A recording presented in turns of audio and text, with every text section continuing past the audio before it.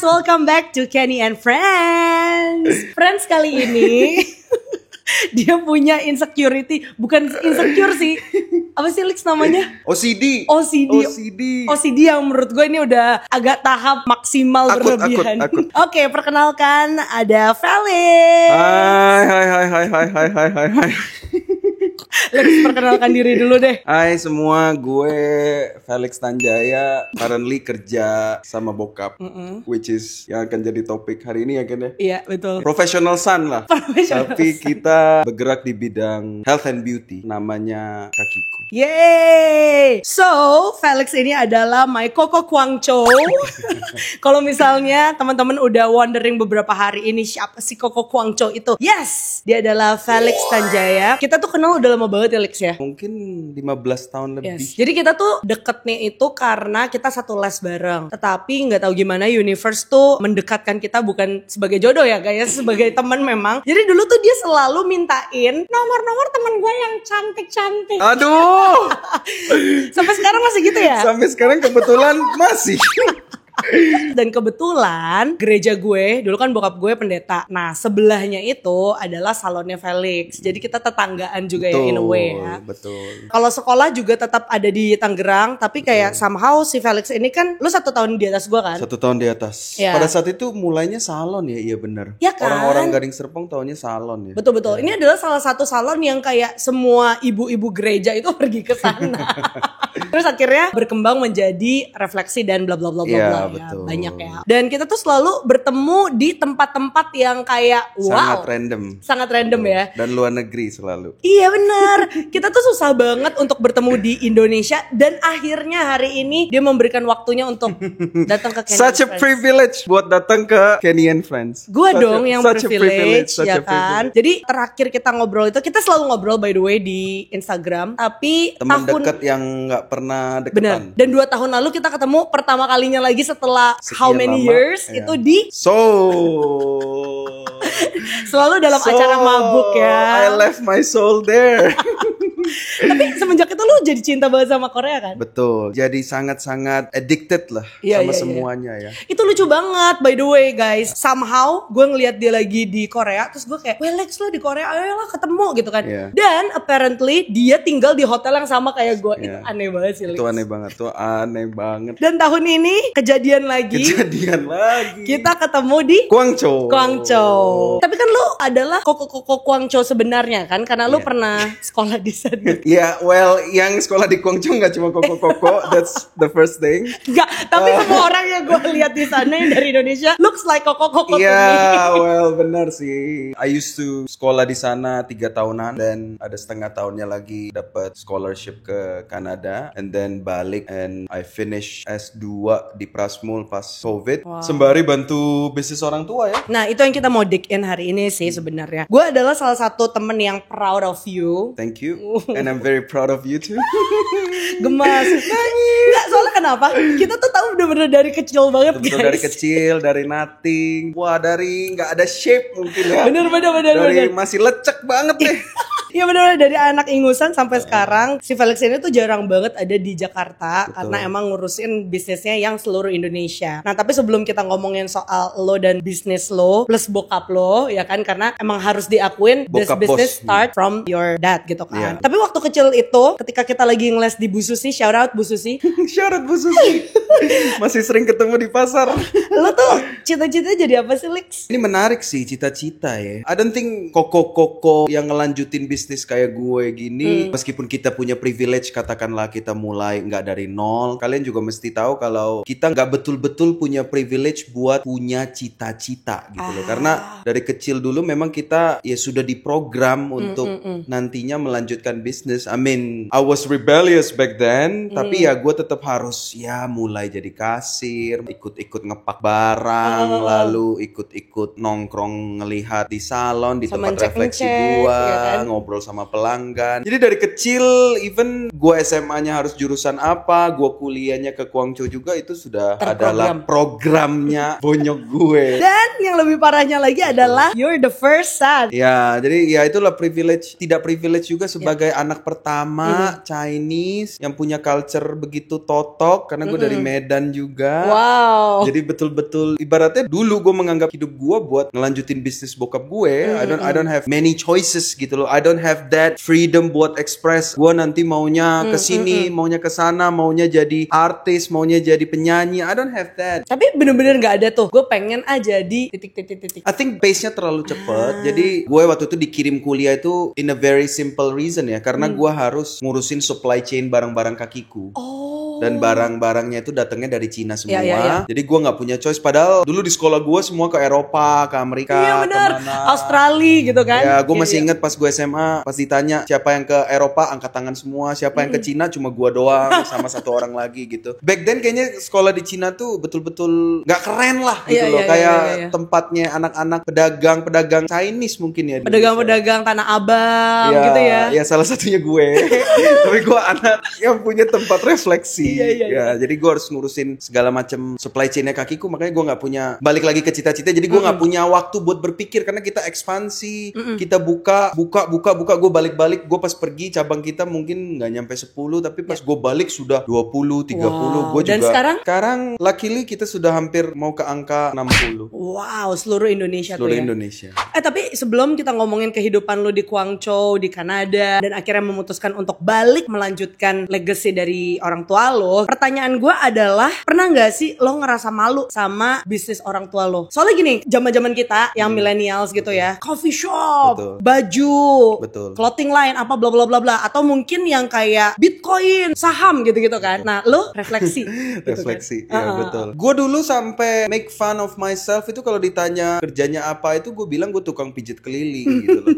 Atau gue anak tukang pijit keliling, atau anak tukang salon gitu loh. Saking gak kerennya. I mean pastilah gue grow up di lingkungan yang paling gak orang-orangnya lumayan berada lah. Bisa nyekolin anak-anaknya ke Amerika, bisa nyekolin anak-anaknya ke Inggris, kemana. Tapi ya itu, sedilihat-lihat orangnya gue punya privilege atau enggak, ya sebetulnya banyak privilege gue yang juga harus ditukar dengan gue gak bisa terlalu banyak memilih. Jadi speaking of malu atau enggak, dulu sih ada sempet fase malu ya, kok kayaknya kurang keren gitu loh.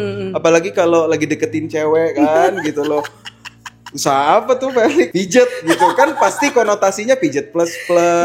Pasti konotasinya. Sorry guys, kalau pijet plus sama Felixnya lah. Iya, itu sama gua. Kan konotasinya pasti pijet plus atau konotasinya pijet yang kayak gak jelas lah dibandingin cowok-cowok lain. Oh, ditanya bisnis bokapnya kapal, petinggi perusahaan. Tapi sampai sekarang I'm proud with my parents, my dad, my mom, and I find myself juga being proud about myself juga. Akhirnya ya setelah gue menjalani ini semua, ya ternyata my business itu bukan hanya sekedar bisnis, tapi banyak sekali kemanusiaannya. Bener-bener, gue tuh inget banget salah satu service yang ada di salon lo, itu adalah tunanetra. Iya betul ya kan. Dan gue rasa lu membantu banyak sekali orang, bukan hanya pelanggan lo ya. Of course, we as your customer, kita sangat-sangat terbantu dengan ada pelayanan lo, dengan harga yang kalau bisa dibilang TNL dan Kakiko itu di range yang terjangkau. Betul. Mungkin kayak boleh sebut merek ya? Boleh dong. Batik Air gitu lah. Buat orang yang kaya dalam tanda kutip itu worth it, buat orang yang mungkin gak begitu mampu adalah sebuah kemewahan. Yes. Dan TNL pada zamannya itu kan ada di sekitaran Gading Serpong, kalau misalnya teman-teman pernah ke daerah sini ya. Itu tuh bener-bener selalu rame every day. Biasa kan kalau salon tuh ramenya cuma weekend ya. Ini like every day. Karena semua service ada di situ. Gue inget banget zaman-zaman itu lo sempet bikin kayak ada toko di depannya. Gue tuh udah melihat fase TNL dan Kakiku dari semua dari compang-camping. Dari compang-camping jadi ya sekarang ya lumayan rapi lah. Iya. Ya tadi yang Kenny bilang, salah satu dreamnya bokap gue mungkin adalah memberdayakan kaum tunanetra. Ya paling bisa di-link adalah ke pijet kan. Tapi sampai detik ini probably kita sudah sekolahin dan kita sudah mendidik, melatih, mengembangkan, bahkan dalam tanda kutip merubah nasib-nasib orang-orang kurang mampu di kampung itu mungkin sampai detik ini sudah hampir ada 4.000 sampai 5.000 orang. Wow, jadi sebenarnya lu tuh mengambil mereka dari kampungnya? Kita ke kampung, gua sama bokap masih turun sendiri sampai sekarang. Dan along kakiku berdiri hampir 15 tahun ya sudah hampir ada 4.000 5.000 orang. Karena kan gue ambil dari kampung itu yang dari keluarga yang tidak mampu, dan biasanya choice mereka tuh hanya untuk jadi pembantu rumah tangga atau untuk jadi TKW, harus jauh dari, pokoknya yang berhubungan dengan ya katakanlah pekerjaan-pekerjaan service yang entry level banget lah. Gue mengajak mereka untuk bergabung di kakiku dan dapat penghasilan yang memang bisa dibilang sangat lumayan jauh dibandingkan ART lah ya kita ngomongnya ya. Terus mereka juga bisa dapat tip, mereka bisa nabung, mereka bisa beli sawah, beli sapi, beli apa, sehingga setelah 2 tahun mereka kerja di tempat kita, their life change gitu loh. Mungkin itu yang drive passion gue yang tadinya ogah-ogahan atau nggak terima, merasa nggak keren itu, jadi gue melihat banyak sekali orang yang bisa terselamatkan, banyak sekali orang yang bisa dirubah nasibnya, and ngasih lu kebahagiaan. Of course karena bisnisnya berkembang pasti kan nggak usah ngomong muluk-muluk, pasti duit kan bertambah. Tapi kebahagiaan yang datang dari bertambahnya duit dan kita beli barang mewah lain itu beda kalau kita bandingkan dengan kebahagiaan yang datang dari kita ngelihat orang yang dari nol lalu kita rubah nasibnya, lalu dia bisa jadi ngepulin dapur keluarganya, bisa punya rumah, bisa punya pasangan, sama-sama kerja di kakiku, bisa sukses. Bahkan kemarin gue sempat nanya kan sama lu, Mas Ali masih ada nggak sih? Dia bilang masih ada. Mas Ali tuh by the way salah satu orang salonnya Felix, dan gue rasa dia udah lebih dari 20 tahun. Kurang lebih sudah segituan. Memang rata-rata terapis kakiku juga banyak yang 11, 12, 13, 14, 15 ya berarti itu membuktikan kalau apa yang lu berikan secara value, secara uang itu cukup untuk mereka atau bahkan berlebih gitu kan. Wow, it's so deep sampai kayak udah harus mic drop deh lu tadi itu. Iya, mungkin kedengarannya cuma tempat pijet aja, tapi actually there are so many things yang kita lakukan di belakang gitu. Karena gue sebetulnya datang ke podcast Kenny ini juga gak pernah mau kalau diundang ngomong begini, karena kakiku ini terlalu kompleks untuk dibicarakan gitu loh. Serius? Kenapa, Li? Sekarang gini lah, siapa sih di Indonesia ini yang kayak bokap gue mau buka tempat pijet bener sampai segitu banyaknya gitu loh. Gue rasa kalau emang orientasi lu mau cari duit atau mau cari apa di bidang service, ya harusnya lu buka pijet plus-plus aja, atau lu buka klub atau lu buka apa gitu loh. Tapi siapa sih yang punya passion segitunya untuk ngurusin segitu banyak orang satu-satu sampai mereka sukses berkembang? Karena ya gue harus ngurusin mereka. Karena kalau gue nggak ngurusin mereka nggak cari orang lain untuk ikut lagi, bisnis gue stuck. Oke, talking about your dad, karena tadi lo udah menyinggung situ, siapa sih sebenarnya role model lo dan sedekat apa lo dengan your parents? I would say hubungan gue sama my dad seperti anak Chinese. Boleh nangis gak gue? Anak Chinese penerus bisnis keluarga Medan pertama dengan bokapnya yang bokap bos lah. As much as I wanna see my dad as my dad, I see him a lot as my boss gitu. Ngerti. Karena nah itulah challenge-nya juga kalau misalnya ngelanjutin bisnis keluarga, nggak seenak orang ngomong lu udah diwarisin sama bokap lu lagi, tapi membedakan kapan lu harus baper, kapan lu harus menjalankan instruksinya, nelen ludah aja langsung jalan aja, terus lu dimarahin tapi lu harus take dia as boss dan as bokap lu, ya itu yang susah sih menurut gua. Plus juga mungkin karena lu udah belajar di luar negeri, you see the world dan you see how world works gitu ya. Kadang-kadang lu tuh kayak lu tuh kolot, ini tuh yang baru gitu. Kayak you have to listen to me, tapi at the same time you have to kayak oke, gue nurut sama lo gitu kan. Itu yang paling susah sih menurut gue. Betul. Karena membedakan bokap, kapan dia bokap, kapan dia bos, dan tidak mencampur adukannya dalam pekerjaan dan dalam kehidupan normal itu yang paling susah. Dan menurut gue it's bullshit lah kalau misalnya orang-orang ngomong lu kalau kerja sama family business itu lu nyantai. Apalagi gue suka ngepost di Instagram gue cuma bagian jalan-jalannya doang. As if pakai bisnis gitu soalnya kan. I let people think the way they wanna think aja. Padahal mereka kan gak tahu. Mungkin gue landing habis itu ngurusin 40-50 orang di cabang gue gitu loh. Kayak dengan segala macam penyakit, dengan segala macam apanya semua, I have to take care of all of them. Tapi bener loh, service atau bisnis yang menghadirkan banyak orang itu adalah bisnis yang paling susah. Ya kan, karena lo harus mikirin kesehatan dia, kesehatan mentalnya dia. Betul. Kan kita kan bukan kayak pabrik. Katakanlah lu bikin coffee shop atau pabrik roti, mesin kopi lu rusak ya tinggal beli baru. Kalau ini ada terapis gua misalnya sakit atau kabur atau buat masalah atau apa, gua nggak bisa replace begitu gampangnya saja. Gua harus rekrut lagi, harus didik lagi, harus pertahankan. And you have to clean the shits, right? And one of the highlight yang gue mau berikan adalah ke nyokap gue sebetulnya. Jadi sebetulnya role model gue dalam hidup ini adalah nyokap gue lah. Karena nyokap gue itu bisa menjadi penyeimbang antara gue dan bokap. Bagaimana ambisi gue mau pampum untuk gedein kakiku, dengan bagaimana bokap gue kadangkala beda ambisi atau mencoba ngerem gue atau berbeda pendapat. Tapi my mom is always there. My mom is always there menyeimbangkan kita. Karena kan banyak banyak bokap sama anak yang nerusin bisnis ini yang ciong sampai kabur dari rumah, sampai akhirnya bisnisnya hancur gitu loh. Tapi ya I think I have to give the biggest credit to my mom karena dia nemenin gue masuk kakiku ini sudah 12 tahun loh. Wow. Sudah 12 tahun. 12 tahun. Dan berarti nyokap lo itu mendengarkan ocehan bokap lo, ocehan lo, dan dia harus kayak filter. Iya, dan harus memfilter dan harus segala macam, dan it's not easy gitu.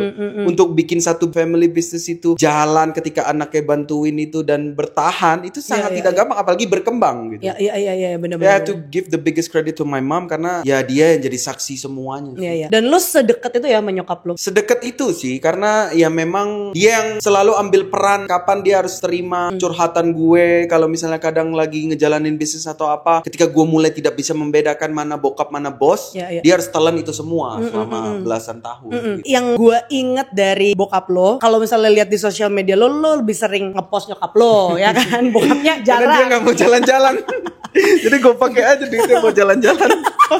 That's true. Tapi enggak, ini ingetan gue zaman dulu ya. Bokap lo itu sebenarnya mirip-mirip bokap gue yang kayak tegas gitu. Betul. Ya. Kalau di depan orang tuh sangat kayak komedian gitu. Tapi kalau di rumah itu yang kayak betul. A is A, B is B gitu. Betul. Itu yang gue inget dari bokap lo. Tapi kalau yang di depan orang-orang dia tuh kayak ramah sekali, ya kan? Betul. Dan nyokap lo gue lihat ya memang sangat bisa menyeimbangkan, bisa mengatur semuanya. Nyokap lo tuh kayak manajernya gitu loh dari dulu gue liatnya. Betul, karena ya gue pernah nanya challenge terberat lu di kakiku, dia bilang ya mengontrol lu sama bokap lu gitu loh. Itu yang kata nyokap gue sih. Karena ya gue balik, gue punya ide segunung. Sebenarnya bokap gue pada intinya hanya tidak mau gue fail. Iya benar. Dia memberikan rem. Kadang mungkin remnya gue merasa tidak perlu gitu loh. Tapi ya itu kan ambisi gue sebagai anak muda. Nanti blong dong. Tapi as time goes by ya I think dia menjadi semakin wise menanggapi gue, dan gue menjadi semakin wise menanggapi dia, dan ya here we are. Iya. Gitu loh, here we are. Dan butuh 12 tahun ya. Ya mungkin ya sekarang juga masih ada cekcok atau apalah, tapi ya he's getting old. My mom is getting old as well, tanpa gue sadari, dan gue harus climb up to a bigger responsibility.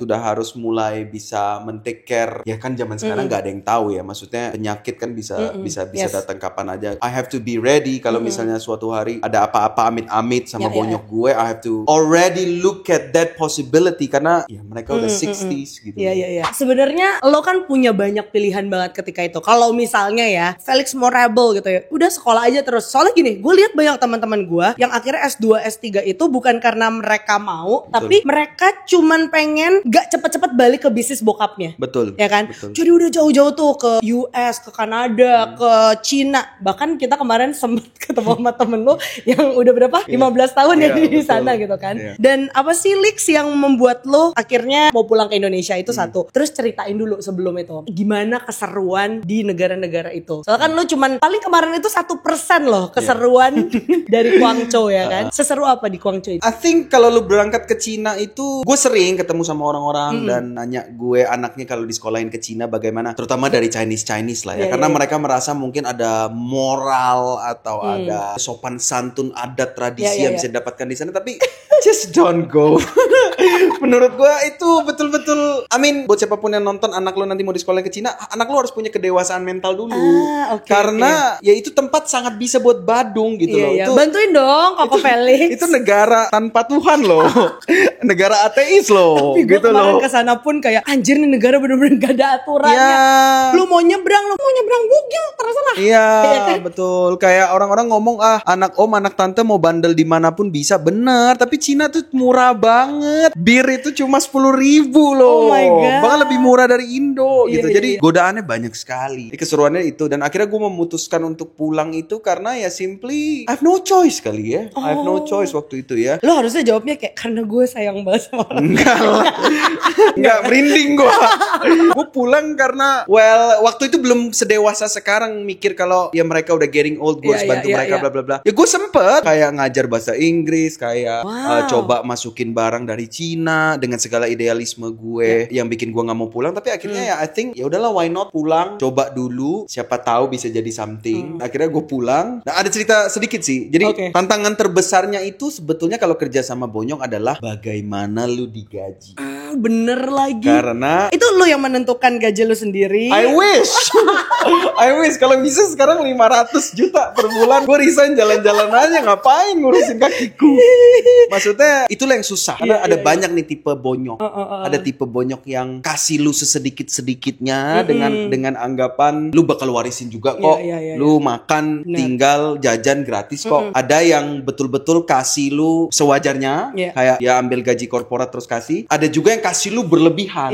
Bokap nyokap gue nggak ketiganya. Nah, gitu. Jadi bokap nyokap gue mendidik gue dengan kasih gaji yang ya sama kayak ini sekali MC sampai sekarang juga nggak gaji gue tuh very very very very low menurut gue. For you. Bukan, nggak dengan dibanding UMR aja tuh. Kalau lu kerja di 3 kalinya UMR. Nggak, kalau lu kerja I know kalau gue kerja 12 tahun di perusahaan mungkin gaji gue akan lebih tinggi jauh dari sekarang. Tapi my dad and my mom selalu mengajarkan semangat entrepreneurship itu bagaimana gue bisa invest ke kakiku ini. Kalau kita kan ngelanjutin bisnis keluarga kan paling gampang saham kosong kan. Buka cabang di mana dikasih saham kosong 20%. Nggak ada effortnya untuk bayar back. Nah, jadi gue cuma betul-betul yang dikasih bokap nyokap gue cuma slot untuk investasi. Jadi kita mau buka kakiku di cabang mana, lu kalau mau investasi ikut, sini duit lu. Kalau lu belum ada duit kita pinjemin dulu, lu harus bayar balik. Lu tidak akan dapat uang dividen dari situ dulu sampai lu kebayar setoran lu. And that's what I do. I think that's the best method buat parents di luar sana yang ingin melanjutkan bisnisnya ke anaknya. Karena ya kalau dikasih terlalu dikit duit, nggak dikasih saham juga kesannya kayak korporat banget. Padahal dia dan mungkin itu yang membuat drive lo gitu loh. Jadi kayak gue semangat nih kerjain yang di cabang ini misalnya. Ya waktu itu gue sebelum pulang dari Cina tuh masukin barang. Jadi kayak cari duit sendiri dari sampingan. Oke, jadi berarti lo pernah coba bisnis lain juga. Walaupun lo nggak tahu. Pernah. Untuk ngumpulin duit kan Bonyok gue buka slot investasi itu kan gue harus ngumpulin duit buat chip in gitu loh. Nah gue chip innya tuh waktu itu dari gue impor barang dari Cina. Segala macam barang-barang yang di Tokopedia, di Shopee, di mana itu gue impor. Karena ya honestly speaking pas pertama kali pulang ke Indo gue cuma digaji sebulan 4,5 juta. Seriusan? 4,5 juta di tahun 2015. Itu gue mikir gila kayak sekali makan sama cewek habis deh. 3 kali lah. Enggak, lu aja mau nge-book Cork and Screw satu ruang VIP abis itu Lex cuma kasih tip doang. Well, ya itu. Ya, kita kan sama nih Lex umurnya kayak 30-an. Terus belum married. Nah, itu yang pengen gua bawa tuh ke situ obrolannya. Kayak kita udah bisa make our own money lah ya. Istilah kayak gitu. Kalau misalnya dibilang udah jadi seseorang banget mungkin belum, tapi we're on the way, ya kan? Nah, soal percintaan gimana nih Lex? Soalnya gini, sorry sebentar maaf. Setiap gua ngobrol sama lu ceweknya beda Lex. Tolong dong Lex. Hancur image gue, hancur. Ya well, sekarang gue gak bisa terlalu banyak mikirin itu ya. It's not that I don't want to, tapi kayak let's say tahun lalu tuh gue kumpulin semua invoice hotel gue, dan gue ada di hotel selama kurang lebih 260 malam tahun lalu. Dari 365 malam gue ada 260-an malam di hotel. Berarti rumah gue mau gue kontrakin tuh. Itu baru hotel yang bisa gue kumpulin. Yang gak kekumpul mungkin berarti ya setahun 2/3 tuh ada di hotel lah. And I have to move here and there. Jadi gak begitu kepikiran itu ya Ken ya. Masa sih? Gak kepikiran sih ya. Cuman kepikiran enak-enaknya doang ya. Enggak dong. Lo enak ngobrol sama cewek, enak diperhatiin. And then as time goes by, I think sama juga kayak lu ya. Ketika kita punya financially lebih stable, kayaknya kita lebih selfish mungkin ya. Lebih kayak gue gak sih Lex. Option kita mungkin jadi lebih banyak. Gitu. Tapi lu mencari yang seperti apa? Lu kan pasti banyak memikir, soalnya takut menyinggung 1 dan 2 orang. Betul, seperti kamu yang lagi nonton nih.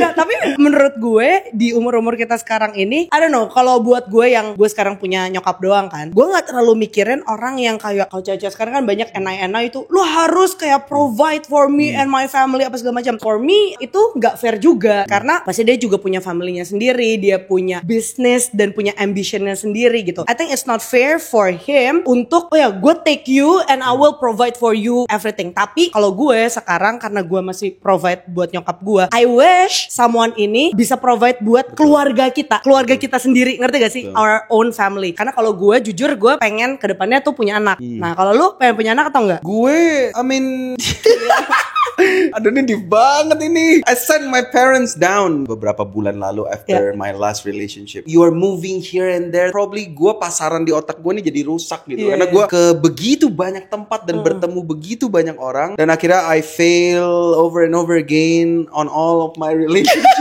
Ada yang gak terima gue sibuk banget, ada yang gak terima gue traveling terus. Karena memang travelingnya di luar nalar gitu loh. Jadi I sent my parents down dan I told them kayak I think I will take marriage as an option, not a goal anymore gitu. Jadi I come to realization kalau misalnya kayaknya merit itu adalah sebuah option. If only gue harus besarin bisnis gue dan sendiri sampai tua pun sedih, nggak jadi masalah. Yang penting jangan gak ada duit. Benar, gak ada pasangan gak apa-apa, tapi jangan gak ada duit. But if I'm looking forward for the right one, of course gitu loh. Cuma kan nggak gampang menurut gue buat kita yang ngewarisin bisnis dari bokap ini buat dapet pasangan itu juga kita harus mikir juga impactnya ke bisnis kita juga. Iya betul. Tapi gini loh, menurut gue ya, ini kalau misalnya gue dari outsider ngelihat lo harus punya cewek yang kayak bisa mengerti lo satu dengan schedule lo yang 260 mungkin hari. Harus pilot dia. Mungkin harus pilot. Maksudnya kayak dia harus sadar akan lo yang sibuk, either dia ikut lo atau not, tapi dia harus punya her own thing. I mean like dia harus mengerjakan sesuatu yang lain juga yang emang dia udah berpijak di situ, ngerti gak sih? Betul. Karena kalau misalnya dia yang kayak masih haho, ngelihat lo yang super sibuk bisa akhirnya satu jadi clingy nyebelin, atau kedua kayak ngabisin duit lo doang. Iya kan? Jadi lo harus udah punya cewek juga yang tahu nih hidupnya buat apa, tujuannya buat apa. Betul. Jadi kayak it's very complex ya. Karena gue juga berpikir, karena kan ini gue mau warisi bisnis, gue akan bawa pasangan yang juga bagian dari branding gue. Apalagi yang gue urusin tuh orang. Betul. Jadi orang kan akan menilai gue dari pasangan gue juga gitu loh. Jadi it's very complex. Belum lagi impactnya dia ke bisnis gue dan background keluarga dia juga. Makanya mungkin keribetan kali ya. Makanya belum married sampai sekarang. Iya, lu terlalu memikirkan. Dia tuh kayak sometimes lu tuh over controlling,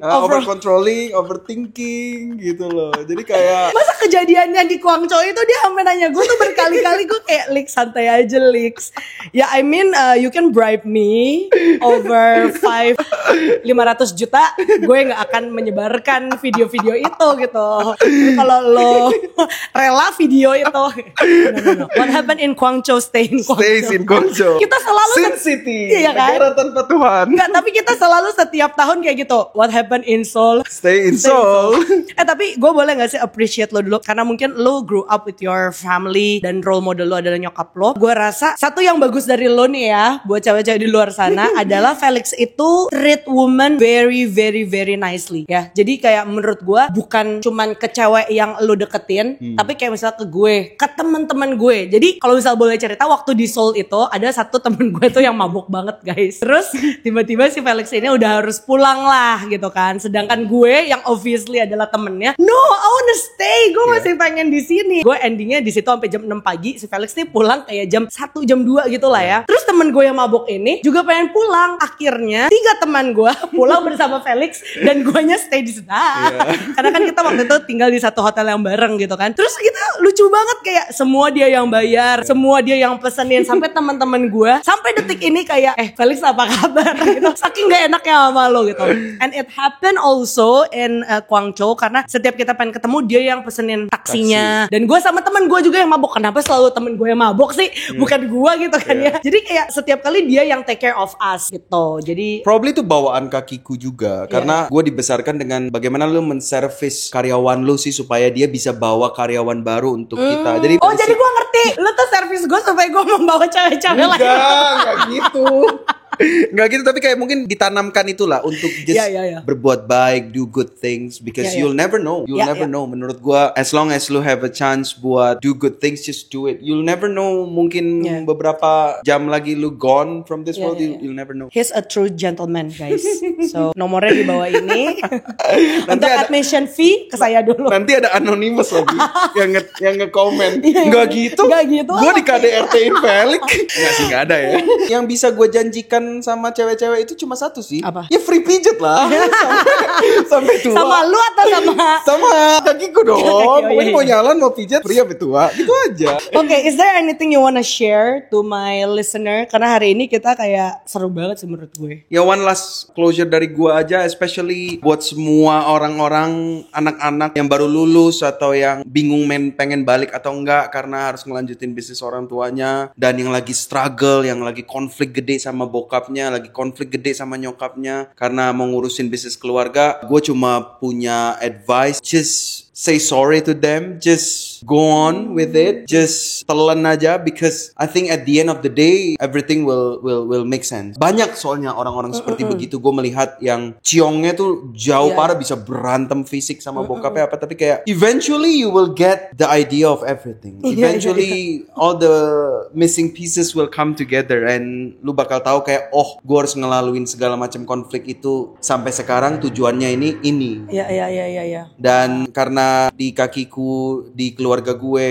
kita selalu punya doktrin sangat kencang untuk berbuat baik. As cliche as it is, pesan gue buat semua orang, ya jangan lupa berbuat baik aja. Yeay. Jadi lu udah siapin belum nyatanya? Apanya? Jadi di IG gue itu ada namanya nyatanya. Nyatanya ngelanjutin bisnis keluarga itu gak seculun itu kok. Hanya karena kita gak start from zero seperti yang lain. It comes with a lot of struggle and pain juga. Tapi kayak, if I could survive, you could also survive. Yeay.